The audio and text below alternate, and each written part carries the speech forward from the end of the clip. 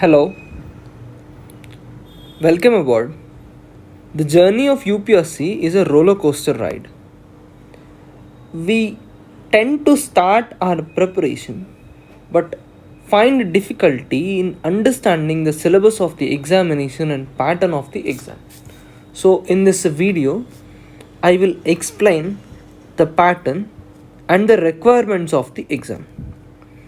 UPSC stands for Union Public Service Commission. Civil Services examination is conducted every year to fill vacancies for Government of India's Group A services and some of Group B services. This examination consists of two major parts. First part is preliminary examination. In short, we call it as prelims. Second part is mains examination. Now, mains examination is further divided into two subcategories, in which in the first category you have descriptive papers, which means we need to write answers and essays. Second part is a personality test, that is interview.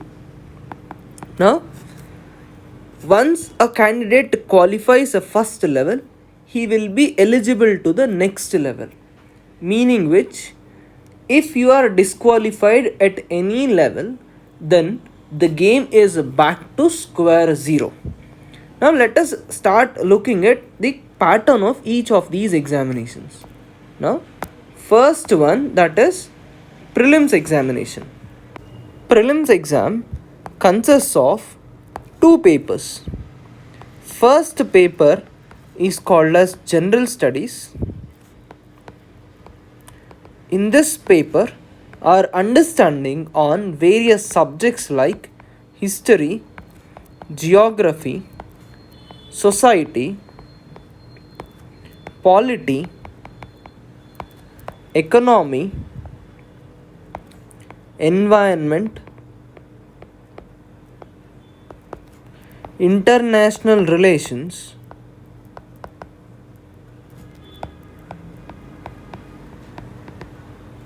science and technology,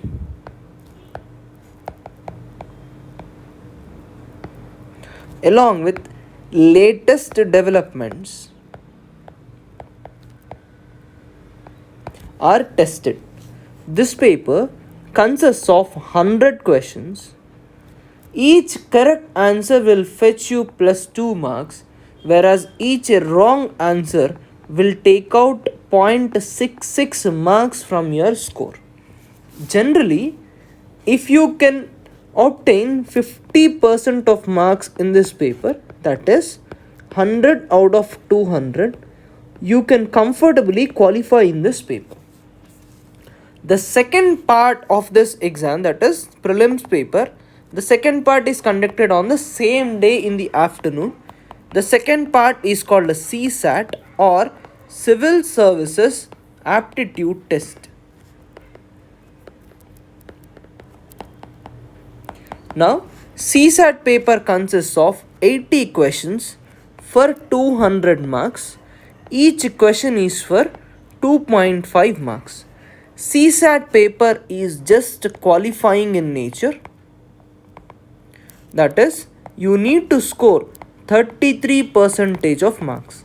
If you don't score 33% of marks, that is greater than 67, your GS1 paper will not be evaluated. Now, after paper 1 and paper 2 are evaluated, cutoffs are drawn based on your GS1 score. Generally, the cutoff is around 50%, and the number of candidates selected is dependent upon the ratio around 1:13 or 1:11, where 13 or 11 represents number of vacancies.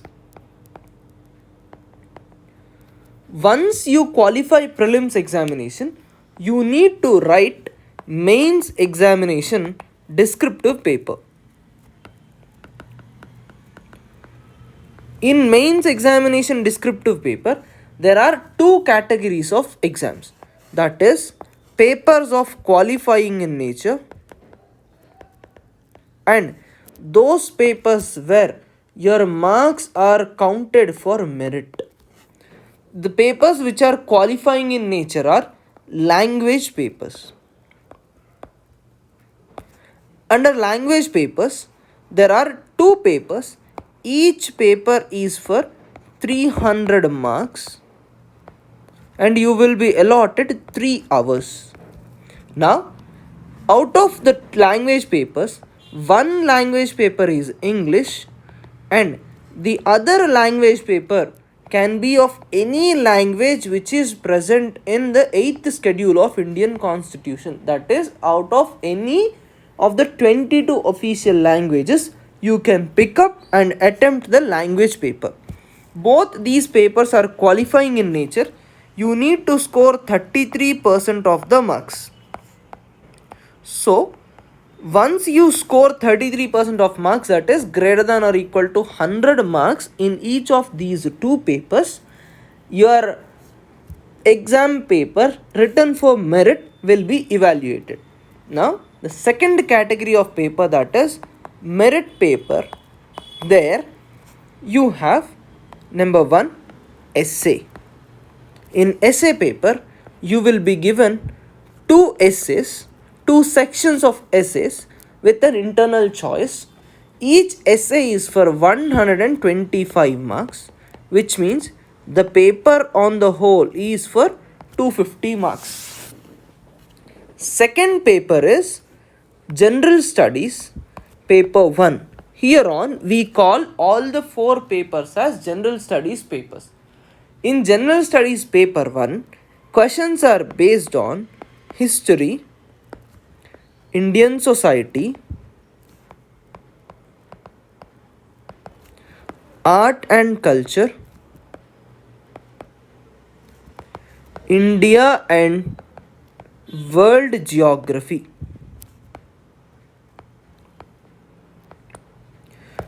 Generally, the questions are for either 10 marks or 12.5 marks or for 15 marks. That is, you may have 10 questions for 10 marks and 10 questions for 15 marks or 20 questions for 12.5 marks.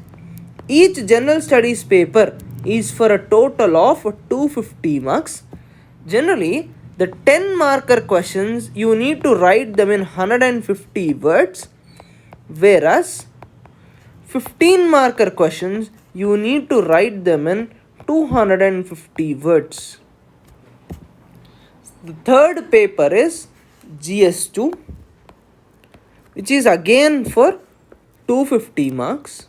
In GS2, the subjects are Indian polity, governance, social justice,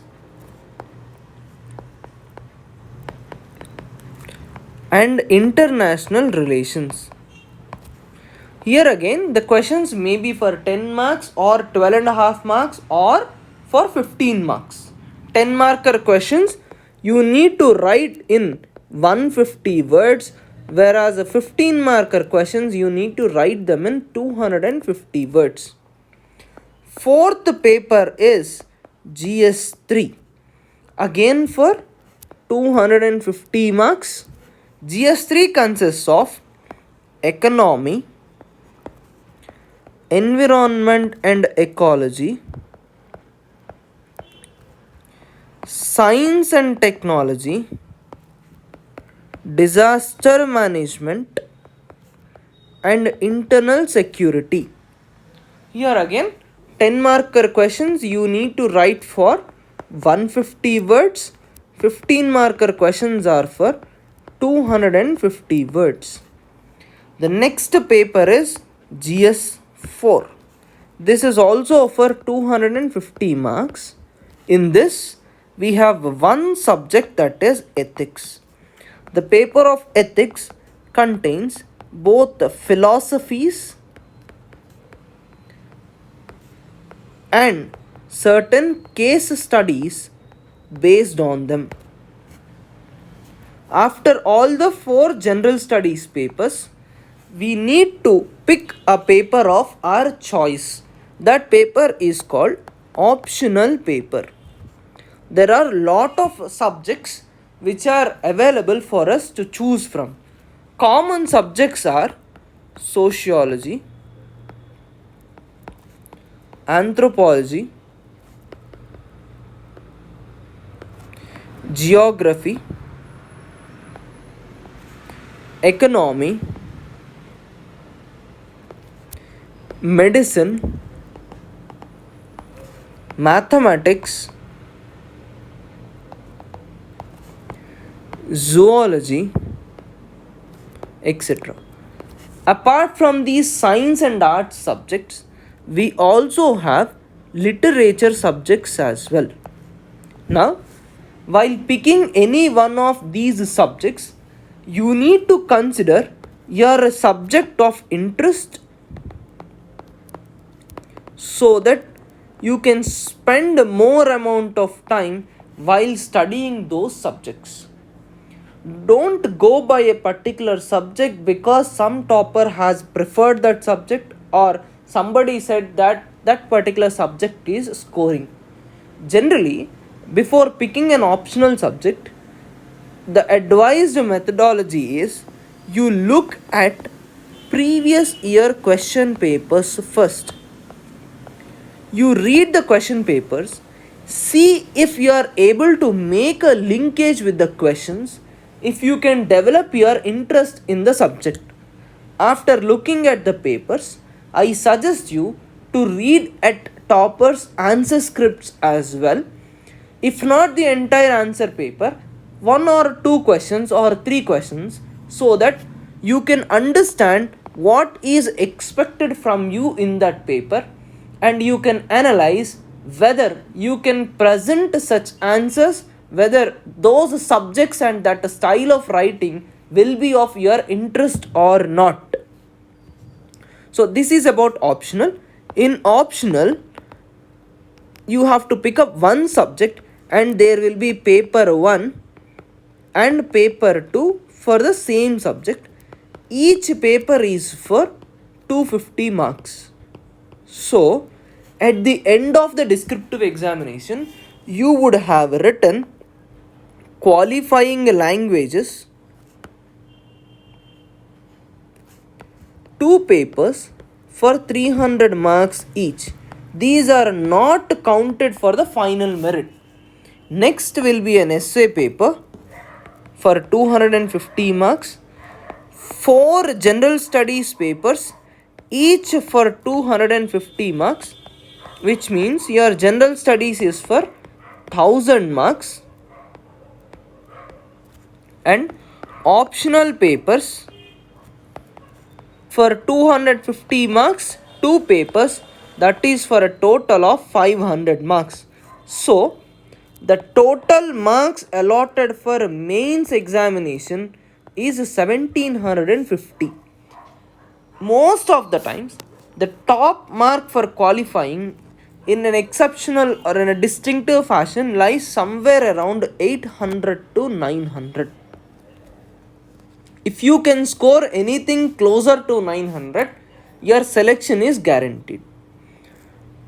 In this descriptive examination, candidates are qualified in the ratio of 1:2 or 1:2.5 depending upon the vacancies. After descriptive examination, personality test is conducted for 275 marks. So the total marks allotted for mains examination is 1750 plus 275 marks, which is 2025 marks. After the personality test, the final merit list is declared based on the total marks obtained in the mains examination, and then the result is announced. So this is the pattern of the entire examination. In further videos, we will discuss in detail about the syllabus in general studies papers, then what is expected from us in mains examination. Similarly, what is expected from a personality test. Thank you.